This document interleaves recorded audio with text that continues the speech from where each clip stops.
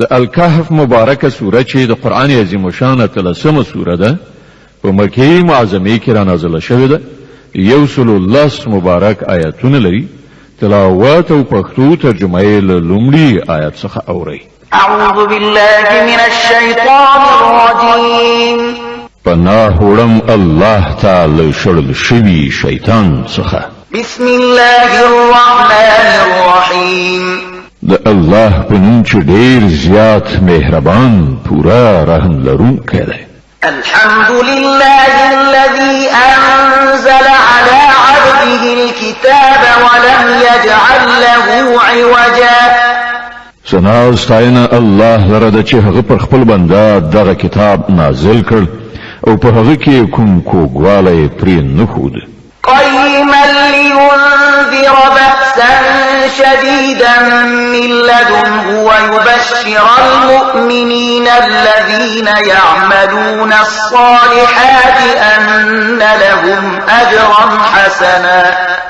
ماكثين فيه أبدا وينذر الذين قالوا اتخذ الله ولدا د سمو شیخو خبرو ویونکی کتاب ترڅو چې خلکو ته د خدای د سخت عذاب اخطار ورکړي او ایمان راوړونکو نیک عملو ته د دې زیری ورکړي چې د هغو لپاره غوره اجر دی چې په هغه کې به هغوی د تل لپاره اوسیږي او هغه خلک وویروي چې وایي الله څوک په زوی ولی سره نیولی دی ما لهم به من علم ولا لآبائهم كبرت كلمة تخرج من أفواههم إن يقولون إلا كذبا د دې خبرې نه هغوی څه علم لري او نه د هغو پلار نیکه درلود ستره خبره ده چې د دوی له خولې څخه راوځي هغوی محض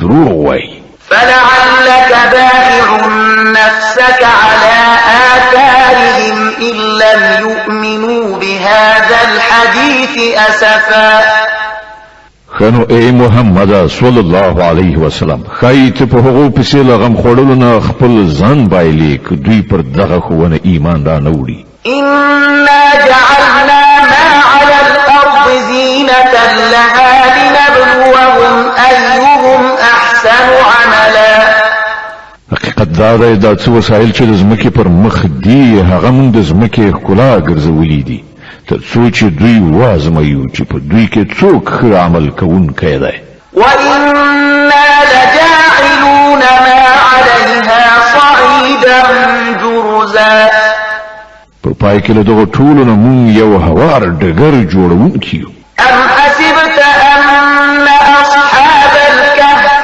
والرقيم كانوا من آياتنا عجبا آیتان ګیري چې د کهف یعنی څمڅې او رقیم یعنی لوحې خاوندان زموږ له کومو ډېرو حیرانوونکو نښانو څخه وو إذ أوى الفتية إلى الكهف فقالوا ربنا آتنا من لدنك رحمة وهيئ لنا من أمرنا رشدا کله چې څو تنو زلمیانو څمڅې ته پناه وروړه وی ویل چې ای پروردګاره مونږ په خپل ځانګړي رحمت سره سر لوړی کړه او زموږ چاره سمه کړه فضربنا على آذانهم في الكهف سنين عددا ثم بعثناهم لنعلم أي الحزبين أحصى لما لبثوا أمدا نو موږ هغوی په هماغه څمڅه کې په غوږونو ټپولو تر اوږدو کلونو پورې په درانده خوب ویده کړل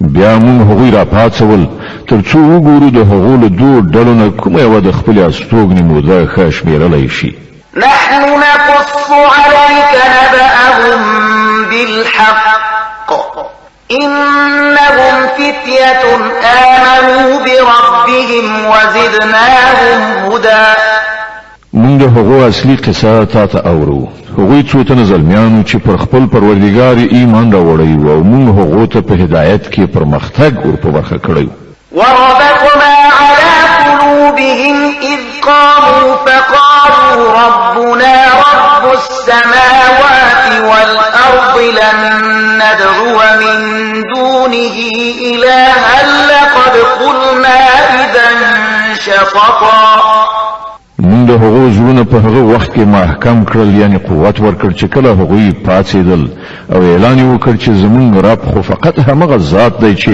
د آسمانونو او ځمکې رب دی موږ به له هغه پرته نور کوم معبودان ونه بولو که موږ دغسې وکړو نو بیخي بابیزه یعنی له سنجش نه لرې خبره به مو کړې وي هؤلاء قوم اتخذوا من دونه آلهة لولا يأتون عليهم بسلطان بين فمن أظلم ممن افترى على الله كذبا بیا هغوی په خپل منځو کې سره وویل زموږ دغه قوم خو د کائناتو له رب نه پرته نور په خدای نیولي دي دوی د هغو په معبودوالۍ باندې کوم څرګند دلیل ولې نه راوړي نو له هغه چا نه غټ ظالم به څوک کېدای شي چې پر الله دروغ وتړي وإذ اعتزلتموهم وما يعبدون إلا الله فأووا إلى الكهف ينشر لكم ربكم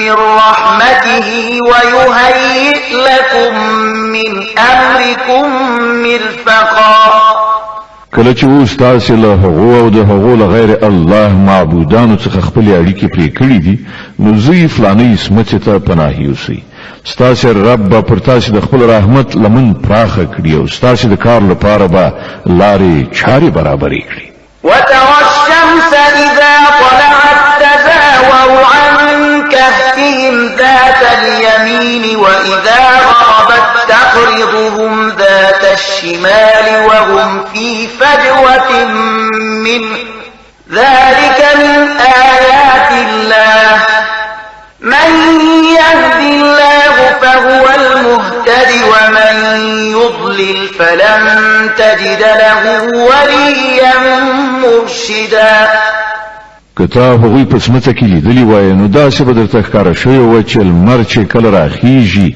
نو د هغو سمڅه پرېږدي ښي لوري ته تاویږي او کله چې پرېوځي نو له هغو نه کیڼ لوري ته اوړي پرېوځي او هغوی په سمڅه کې دننه په یو پراخ ځای کې پراته دي دا د الله له نښانو څخه یوه ده چاته چې الله سمه لاره وښیي همغه سمه لاره موندونکی دی او څوک چې الله بې لارې کړي د هغه لپاره به ته کوم لارښود سرپرست ونشي موندلی وتحسبهم أيقاظا وهم رقود ونقلبهم ذات اليمين وذات الشمال وكلبهم باسط ذراعيه بالوصيد لو اطلعت عليهم لوليت منهم فرارا ولملئت منهم رعبا تا به د هغو په لیدلو انګېرلې وه چې هغوی ویښ دي په داسې حال کې چې هغوی ویده پراته وو موږ هغوی په ښي او کیڼ اړخ باندې اړول را اړول او د هغو سپي د سمڅې په خولو کې څنګلې غوړولې ناست وو که تا چېرته په یو کلکشک پټ غوندې هغوی لیدلي وای نو په شاب ورڅخه په تېښته راګرځېدلی وای او پر تا به د هغو له لیدنې نه هیبت ناست وای وكذلك بعثناهم ليتساءلوا بينهم قال قائل منهم كم لبثتم قالوا لبثنا يوما أو بعض يوم قالوا ربكم أعلم بما لبثتم فابعثوا أحدكم بورقكم هذه إلى المدينة فلينظر أيها أزكى طعاما فليأتكم برزق منه وليتلطف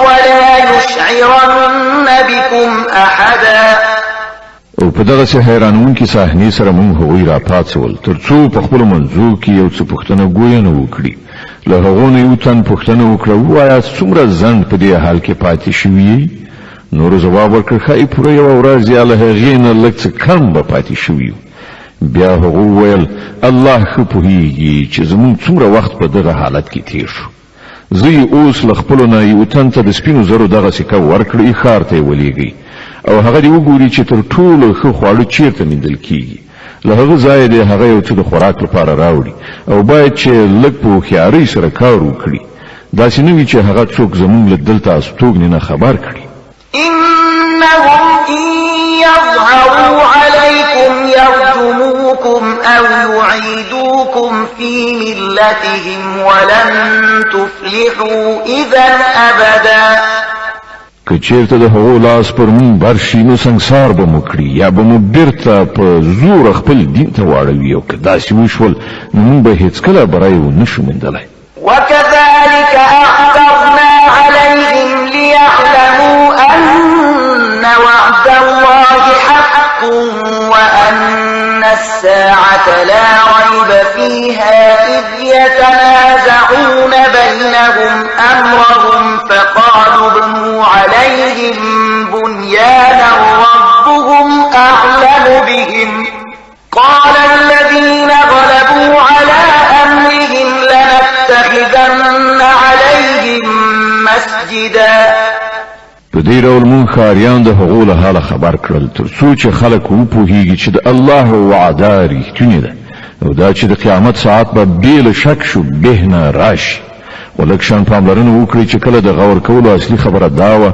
په هغه وخت کې هغو په خپلو منځو کې په دې خبره باندې شخړه کوله چې له دغو اصحاب کهفو سره څه وکړای شي ځینو وویل پر دوی یو دیوال جوړ کړئ یوازې د دوی رب د دوی په چاره ښه پوهیږي خو کوم کسان چې د هغو په چارو برلاسي وو هغو وویل مونږ خو به د دوی پر سمڅې باندې یو مسجد یعنې عبادتخانه جوړه کړو سيقولون ثلاثة رابعهم كلبهم ويقولون خمسة سادسهم كلبهم رجما بالغيب ويقولون سبعة وثامنهم كلبهم قل ربي أعلم بعدتهم ما يعلمهم إلا قليل فلا تمار فيهم إلا مراء ظاهرا ولا تستفت فيهم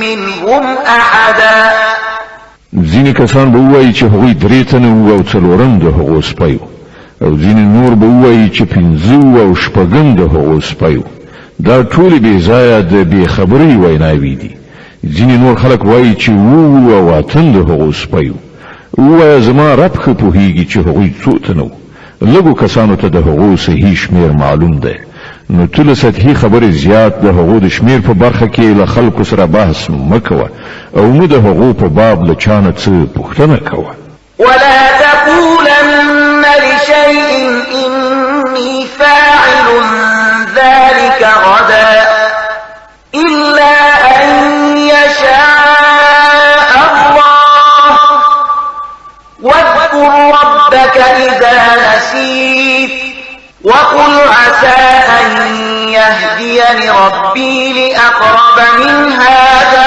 رشدا او یو شي ته مه وایه چې زه به هغه سبا کوم مګر دا چې ورسره ور زیات کړي ووایه انشاء الله یعنې که د الله خوښه وه که په هیره سره د دغه ډول خبره له خولې نه ووځي نو سمدلاسه خپل رب یاد کړه ووایه هیله ده چې زما پروردګار به په دې معامله کې نیکۍ ته د ډېرې نږدې کړنچارې په لوري ماته لارښوونه وکړي د الکهف مبارکه سوره چې د قرآن عظیم الشانه 13مه سوره ده په مکې معظمې کې را نازله شوې ده 110 مبارک آیاتونه لري تلاوت او پښتو ترجمه یې له 25 آیت څخه اورئ ولبثوا في كهفهم 300 سنين وازدادوا 9 او هغوی په خپل سمڅه کې 300 شمسي کاله پاتې شول یعنی د اصحاب کهف حساب په شمسي کالونو باندې وو او د قمري کال په حساب دوی 9 کاله زیات کړل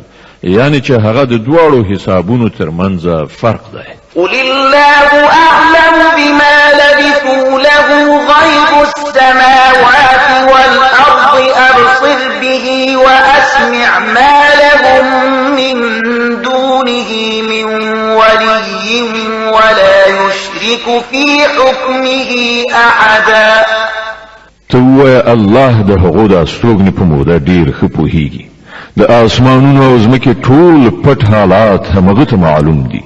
هغه څومره ښه لیدونکی او اوریدونکی دی. د ځمکې او آسمان د مخلوقاتو هیڅ خبر اخیستونکی له هغه پرته نشته او هغه په خپل حکومت کې څوک نه شریکوي. واتل ما أوحي إليك من كتاب ربك لا مبدل لكلماته ولن تجد من دونه ملتحدا.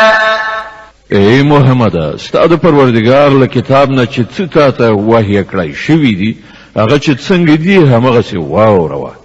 د هغه په کلام کې بدلون نشته او ته له ده نه پرته د پناه ځای نشي موندلی. واصبر نفسك مع الذين يدعون ربهم بالغداة والعشي يريدون وجهه ولا تعد عيناك عنهم تريد زينة الحياة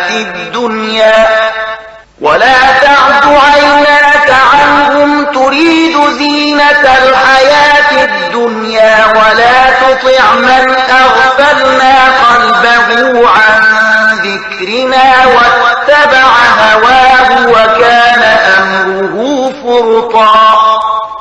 او خپل زړه د هغو خلکو په ملګرتیا ډاډه کړه چې د خپل روزونکي پالونکي واکوال د خوښۍ غوښتونکي سبا او ماښام هغه ته بلنه ورکوي او له هغه نه هېڅکله سترګې مه اړوه.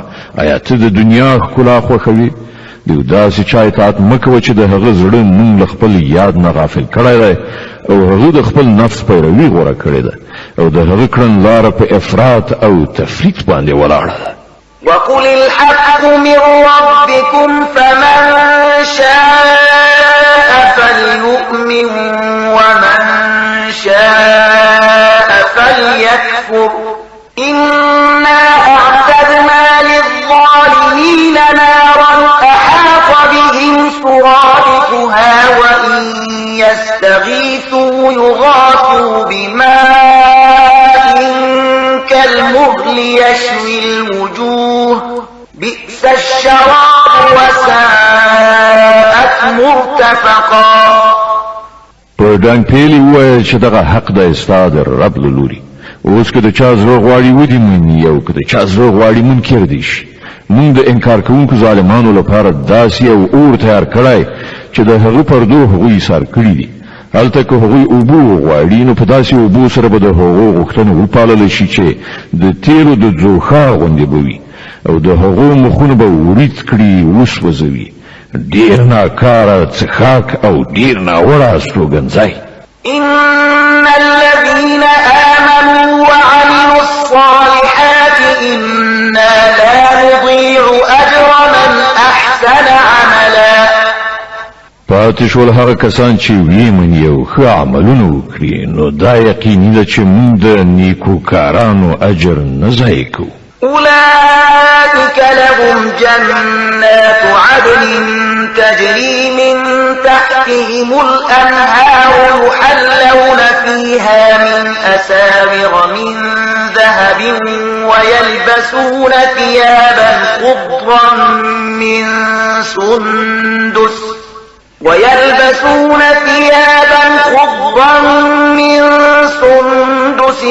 وإستبرق متكئين فيها على الأرائك نعم الثواب وحسنت مرتفقا.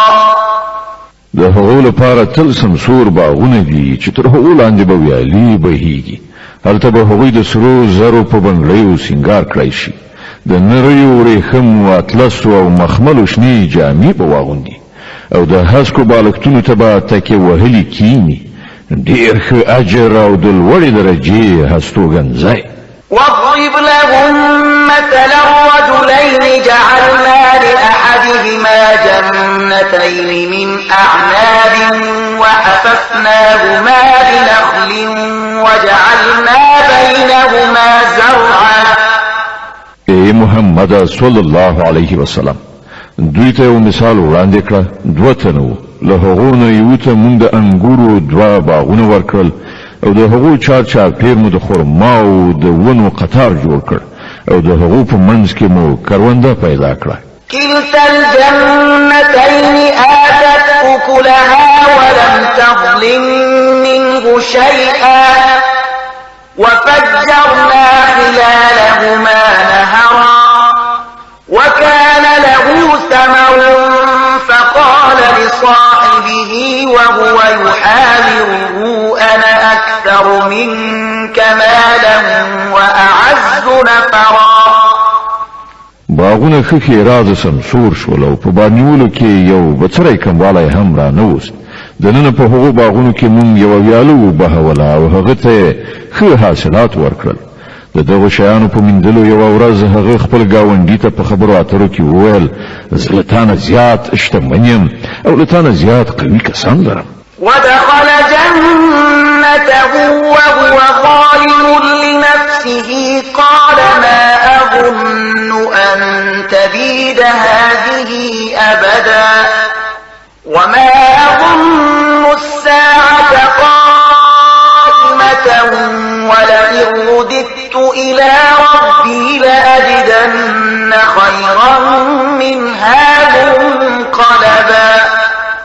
بیا هغه خپل باغ ته ننوت او د خپل نفس په حق کې تیری کوونکی شو. ویې ویل زه دا نه ګڼم چې دغه شتمني به یو وخت فنا شي او زما باور نشته چې د قیامت ساعت به کله راشي. بیا هم که کله د خپل رب حضور ته زما ورګرځېدل شول نو ارومرو به له دې نه هم زیات شاندار ځای ومومم. قال له صاحبه وهو يحاوره أكفرت بالذي خلقك من تراب ثم من نطفة ثم سواك رجلا. د هغه ګاونډي په خبرو اترو کې هغه ته وویل آیا ته په هغه ذات کافر کېږي چې هغه ته له خاورې او بیا له نطفې څخه پیدا کړې او ته یو بشپړ سړی جوړ کړې؟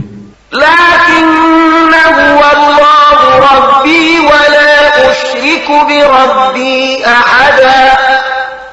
پاتې شوم زه نو زما رب خو همغه الله دی او زه له هغه سره هیڅوک نه شریکوم. ولولا إذ دخلت جنتك قلت ما شاء الله لا قوة إلا بالله إن ترني أنا أقل منك مالا وولدا فعسى ربي أن يؤتيني خيرا من جنتك ويرسل عليها حسبانا من السماء فتصبح صعيدا زلقا أو يصبح ماؤها غورا فلن تستطيع له طلبا. او کله چې ته خپل باغ ته ننوتلې نو په هغه وخت کې ستا له خولې نه دا ولې راونوتل چې دا همغه شی دی چې خدای غوښتی دی، پرته له خدای بل قدرت نشته. که ته ما په مال او اولاد کې له خپله ځانه ټیټ وینې نو لرې نه ده چې زما رب ما ته ستا له جنت یعنې باغ نه ډېر غوره را په برخه کړي او ستا په باغ باندې له اسمانه کوم آفت راولېږي چې په هغه سره هغه سپیره ډاګ جوړ شي یا د هغه اوبه په ځمکه کې پرېوځي او بیا ته هغه په هیڅ شان راو نشي ویستلی. وأحيط بثمره فأصبح يقلب كفيه على ما أنفق فيها وهي خاوية على عروشها ويقول يا ليتني لم أشرك بربي أحدا. په پای کې داسې وشول چې د هغه ټوله میوه تباه شوه او هغه د خپلو انګورو باغونه په څپرو باندې چپه غورځېدلي ولیدل. په خپل لګښت باندې چې په هغه باغ کې کړی و لاسونه یو په بل ومخل او ویې ویل چې کاشکې ما له خپل پروردګار سره څوک شریک نه وای ګڼلی. ولم تكن له فئة ينصرونه من دون الله وما كان منتصرا. هنالك الولاية لله الحق هو خير ثوابا وخير عقبا. د الله په پرېښودلو سره داسې ونشول چې له هغه سره کوم لښکر اوسي چې له هغه سره یې مرسته کړې وای او نه هغه دا وکړای شول چې په خپله د دغه آفت مخه ونیولی شي. په هغه وخت کې څرګنده شوه چې د کارسازي واک برحق خدای لره دی. پیرزوینه همغه بهتره ده چې هغه یې وکړي او عاقبت همغه ښه دی چې هغه یې وښیي.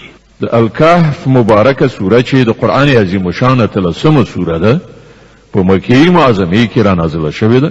110 مبارک آیاتونه لري. تلاوت او پښتو ترجمه یې له 45 آیت څخه اوري.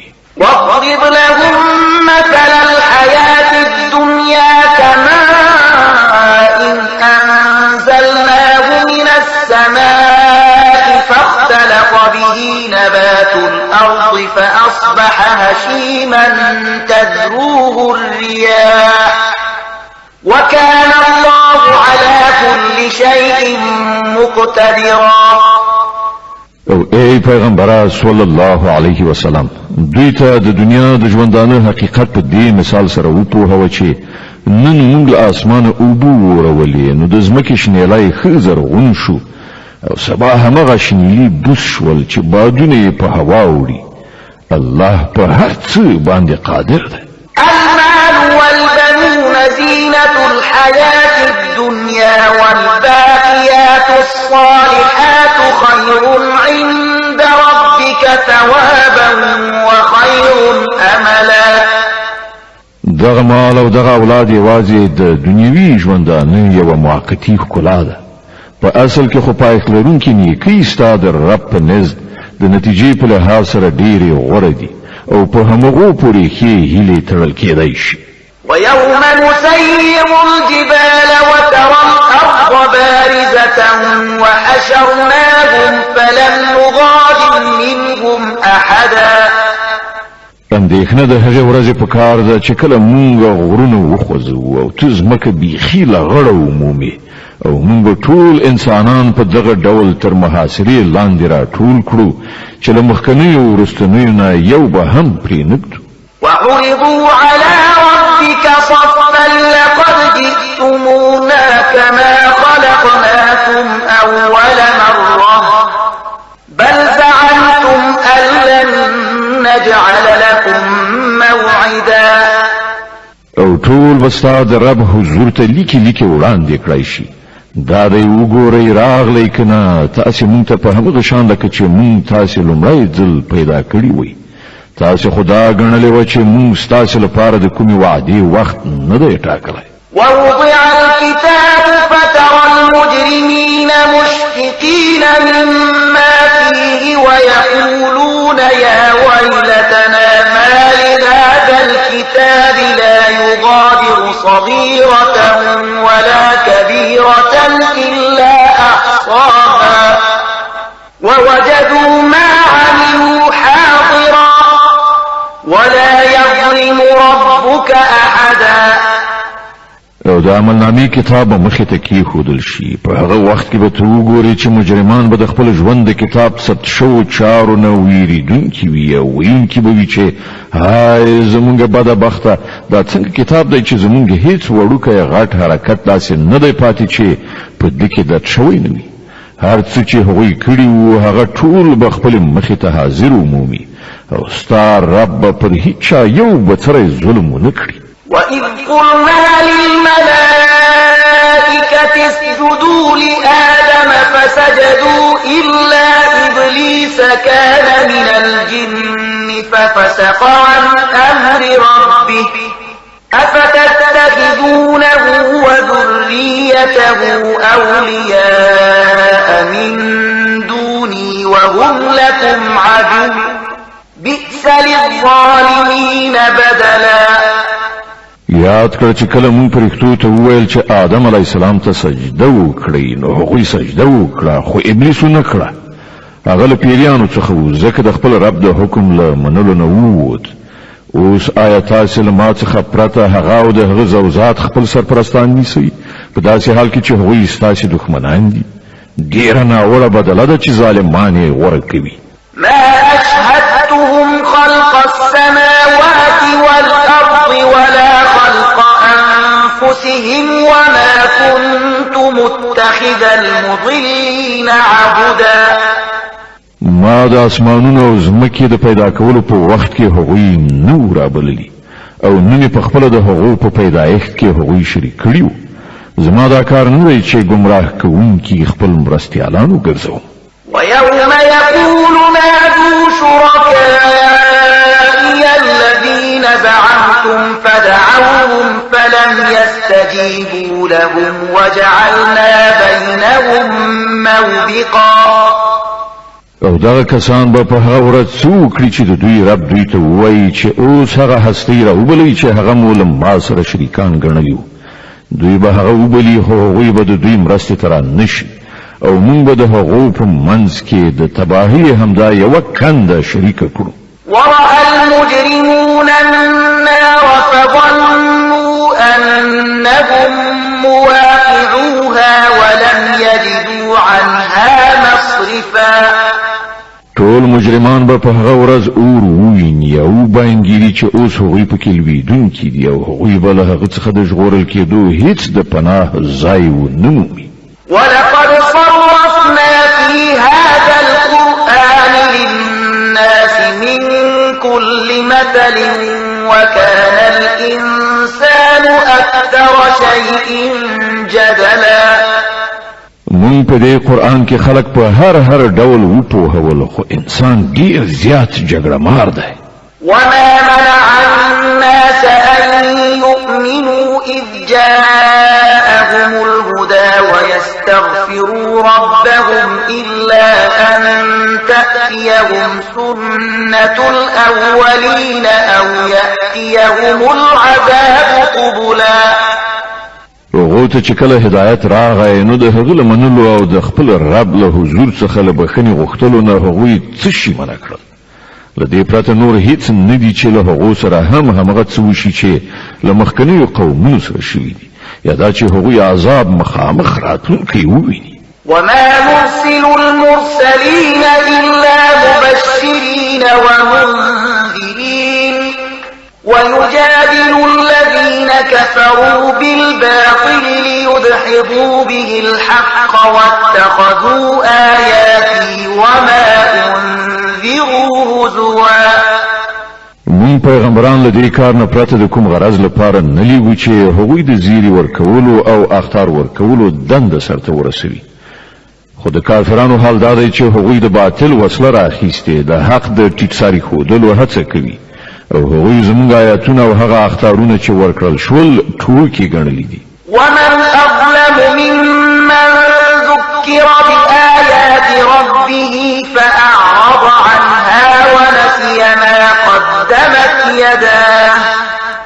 إنا جعلنا على قلوبهم أكنة أن يفقهوه وفي آذانهم وقرا وإن تدعهم إلى الهدى فلن يهتدوا إذا أبدا او له هغه چانه غټ ظالم بل څوک دی چې هغه ته د هغه د پروردګار د آیاتونو په اورولو نصیحت وشي او هغه ورڅخه مخ واړوي او هغه ناوړه عاقبت هیر کړي چې د هغه سرشته د ځان لپاره په خپل لاسونو سره کړی ده کوم کسانو چې دغه کړن لار کړی ده د هغو پر زړونو مون داسې پوخه چولای دی چې نه پرېږدو هغه د قرآن په خبرو وپوهیږي او د هغو په غوږونو کې مو کوڼوالی پیدا کړی دی تکه هغوی هر څومره د هدایت خواته وبلي هغوی به په دې حالت کې هیڅ کله سمه لاره ونه مومي وربك الغفور ذو الرحمة لم يؤاخذهم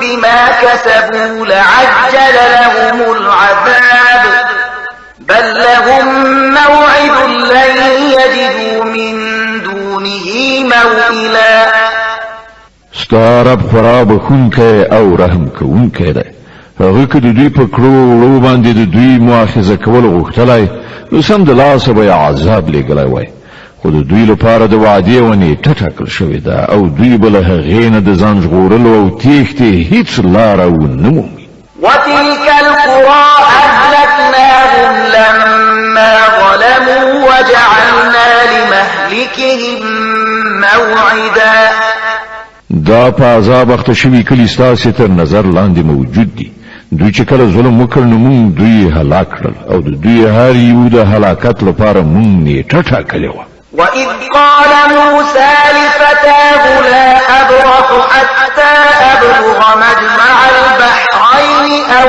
أمضي حقبا. دوی ته لږ هغه قصه واوروه چې موسی علیه السلام ته پیښه شوې وه. کله چې موسی علیه السلام خپل خدمتګار ته ویلي و چې زه به تر هغه خپل سفر پای ته ونه رسوم تر څو چې د دواړو سیندونو یو ځای کېدو حد ته ونه رسېږم، که نه نو زه به تر ډېره وخته پورې همداسې روان یم. فلما بلغا مجمع بينهما نسيا حوتهما فاتخذ سبيله في البحر سربا.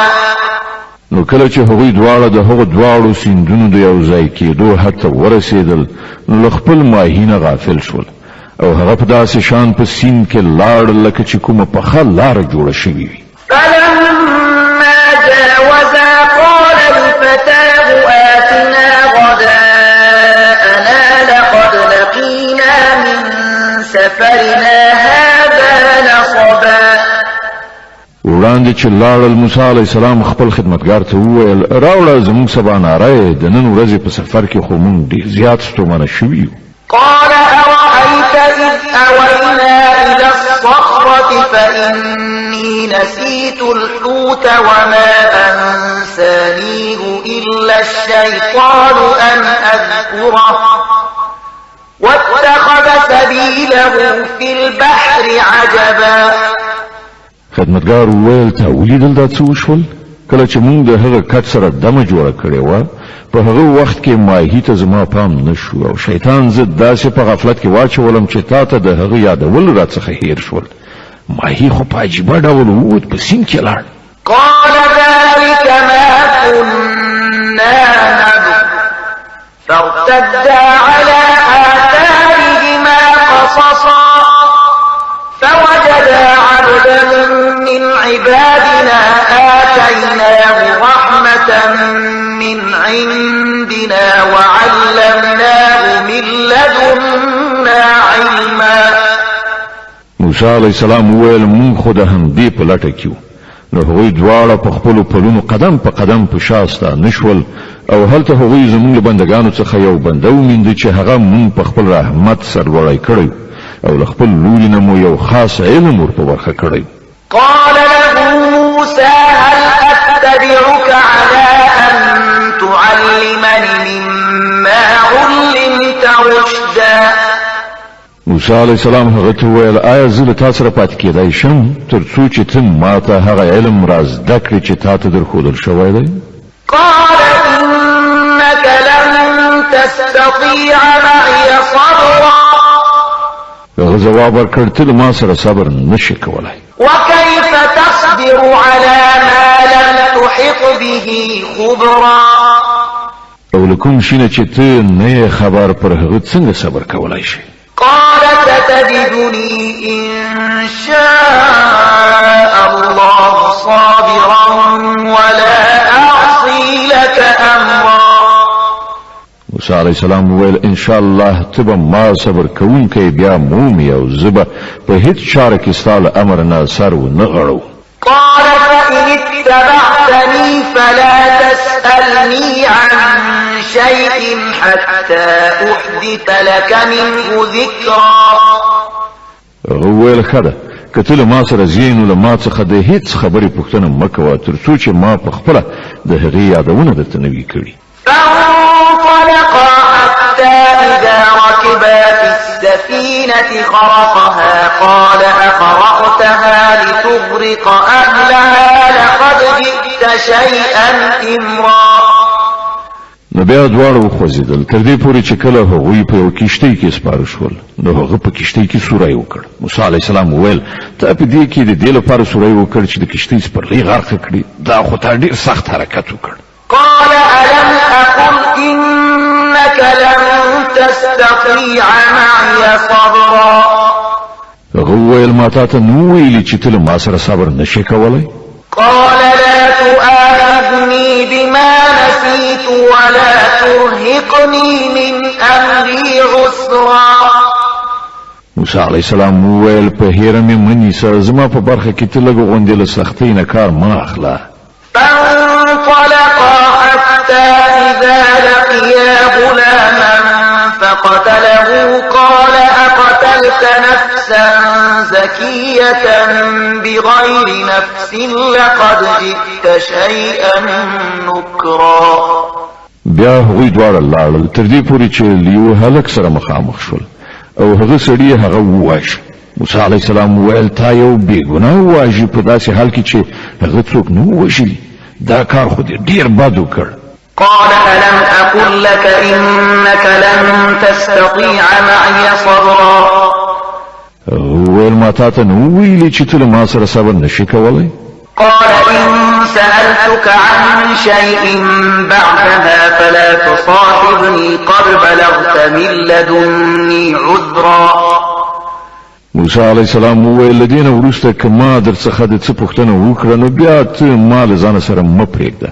دا ځل خو زما له لوري درته عذر وړاندې شو.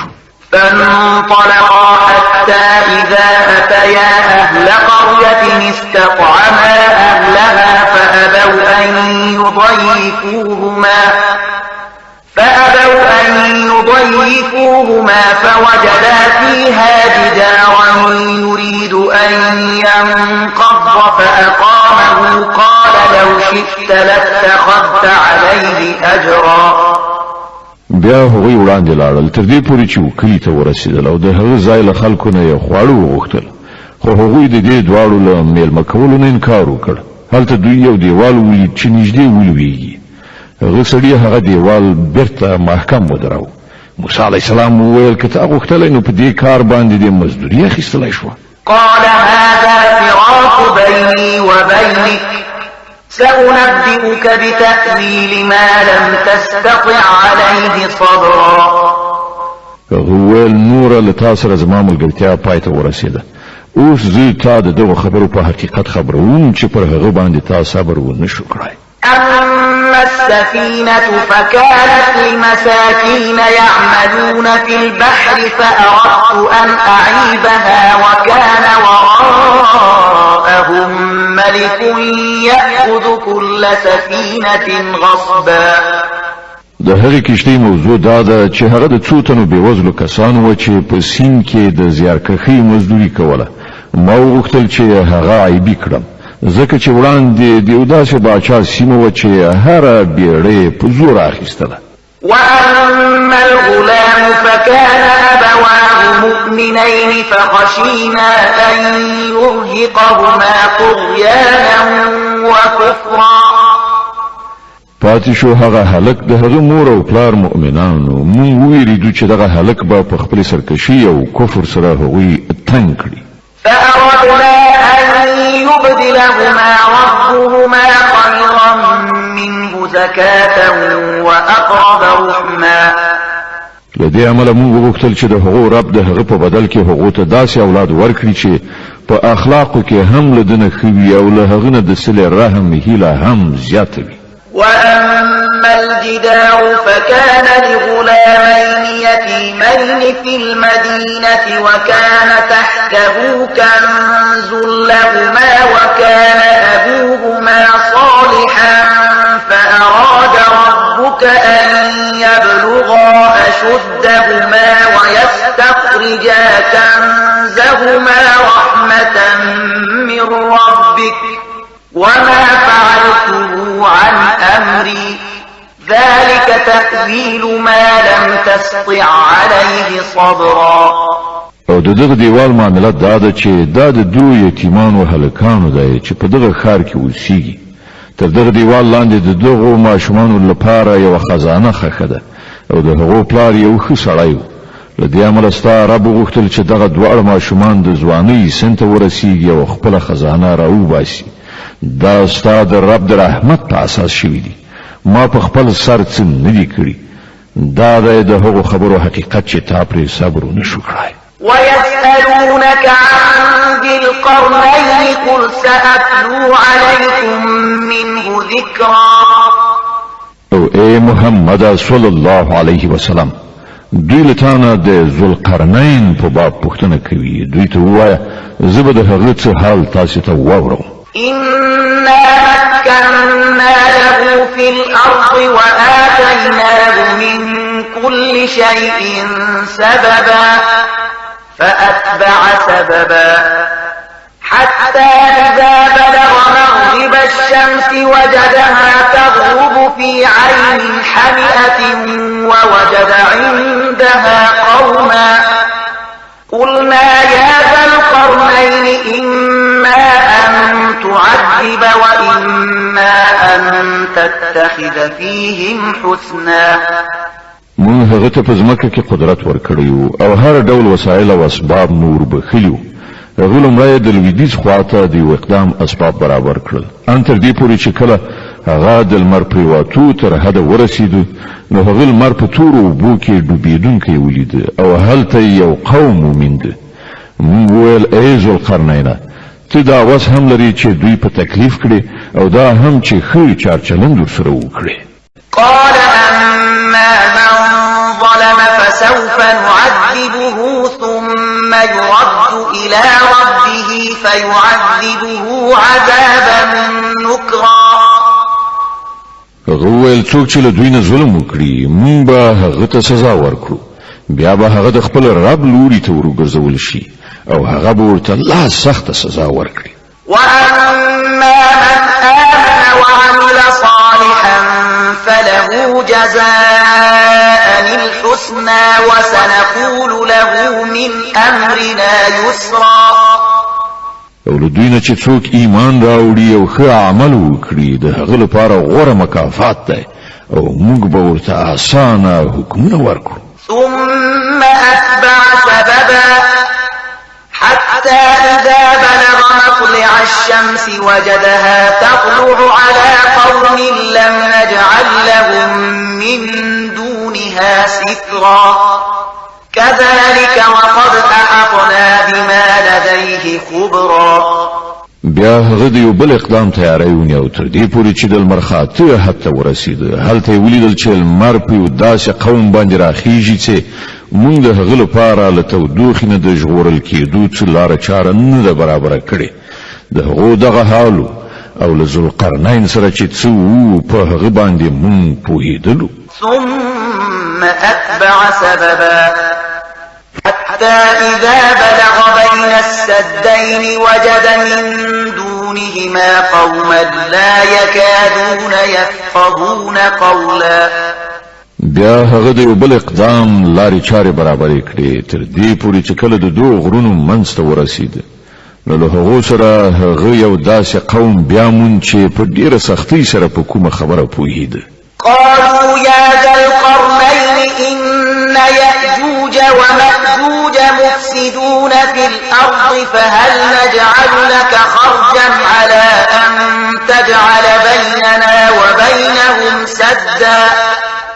هغو خلکو ویل چې ای ذوالقرنین یاجوج او ماجوج په دې سیمه کې فساد خوروي نو آیا مونږ تاته د دې لپاره څه محصول درکړو چې ته زمونږ او د هغو په منځ کې یو بند واچوي؟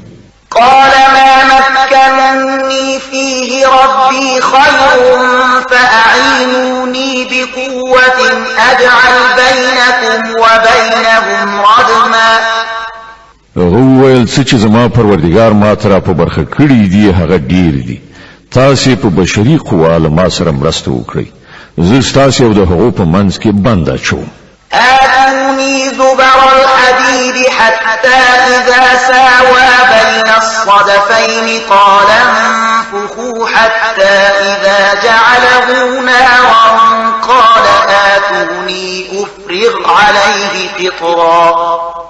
ما ته اهن چادر راوړی په پای کې چې کله هغه د دواړو غرونو ترمنځ کنډو ډکړ نو خلکو ته ویل چې اوس اور بل کړئ تر داسې اندازې پورې چې کله دغه اوسپنې دیوال بیخي لکه د اور په شان سور شو نو هغه ویل راوړئ چې اوس په دې باندې ویلي کړي مس وڅڅوم.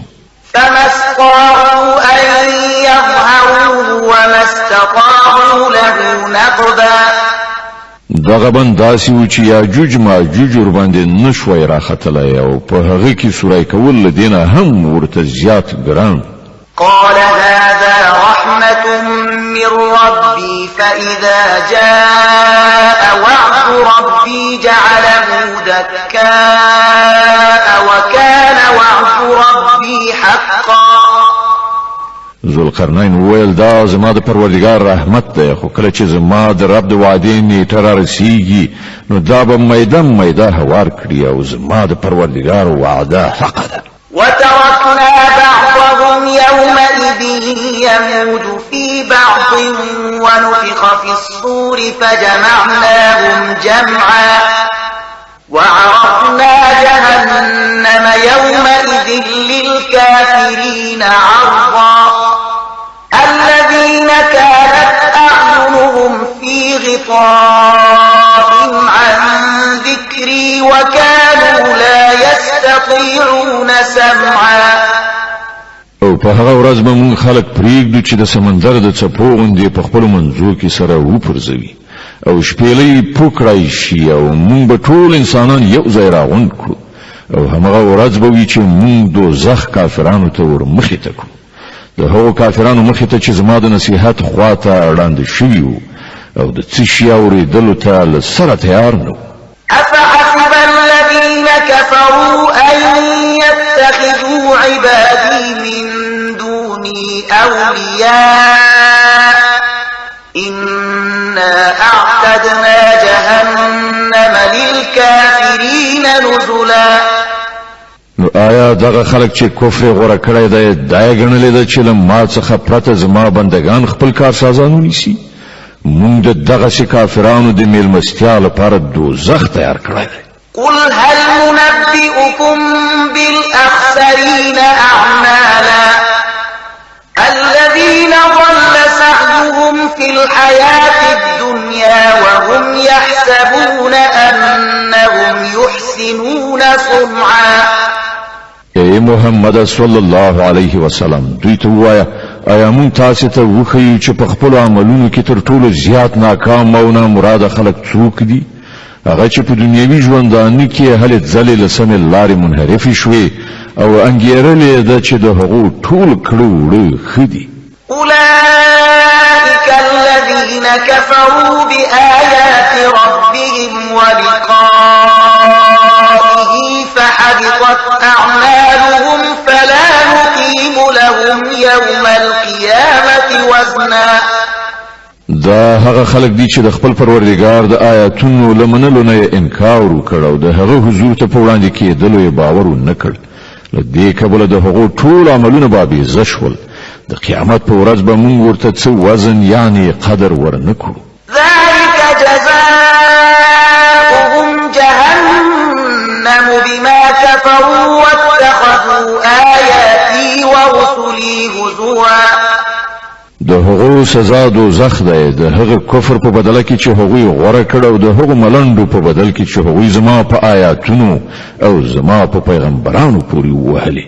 إن الذين آمنوا وعملوا الصالحات كانت لهم جنات الفردوس نزلا خالدين فيها لا يبغون عنها حولا.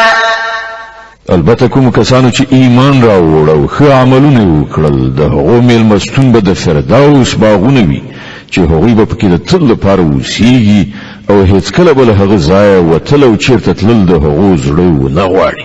قل لو كان البحر مدادا لكلمات ربي لنفد البحر قبل أن تنفد كلمات ربي ولو جئنا بمثله مددا. ای محمد صلی الله علیه وسلم وایي چې که سمندر زما د رب د خبرو د لیکلو لپاره سیایي شي نو هغه به ختم شي، خو زما د رب خبرې به پای ته نه وي رسېدلې، بلکې که موږ هم دومره شیۍ نوره هم راوړو نو هغه به هم بس ونه کړي. قل إنما أنا بشر مثلكم يوحى إلي أنما إلهكم إله واحد فمن كان يرجو لقاء ربه